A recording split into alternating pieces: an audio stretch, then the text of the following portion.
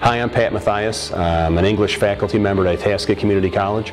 Started here at Itasca in 1988. That first year I had a student ask me if I'd be interested in helping to lead a Bible study.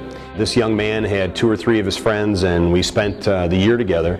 Next year rolled around. These guys had a bigger vision. They wanted to help reach the campus for Christ. And they said, wouldn't this be great if we could reach the whole campus with the good news, and wouldn't it be great if this public college had an outreach that was big enough to include Jesus Christ. A student who transferred from ICC to University of Wisconsin School where he got involved in Cru, and he called back and said, you got to get hooked up with Cru. These guys are doing unbelievable things. They match up right with what you guys are doing at ICC, and if you hook up, they'll give you training, you have conferences, workshops, you can travel with them, you can do all kinds of ministry. I really believe that God's brought me to Itasca Community College to teach students how to write so they can help navigate through school and in their life, but it's much bigger than that. In 1983, as a graduate student, I became a Christian. I became a follower of Christ, and because of that, I am no longer in charge of my own destiny. I've turned my destiny over to the Lord. So here now I'm working at Itasca, and I really believe that God gives me opportunities to share with students.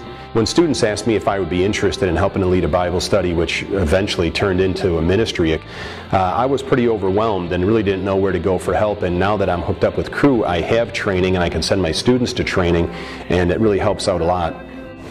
You know, a lot of students come from places where they've never seen Christians, where they come from backgrounds that are completely opposite or opposed to Christ.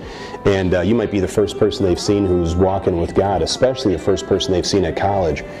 And so I strongly recommend that you just be willing to share your faith in the venue that God gives you, whether it's working with a student in a Bible study, or whether it's being a speaker, volunteering to be a speaker at an event on a campus, or whether it's you're the only faculty member who's a Christian that students know, and they come to you and say, would you be willing to be our faculty advisor?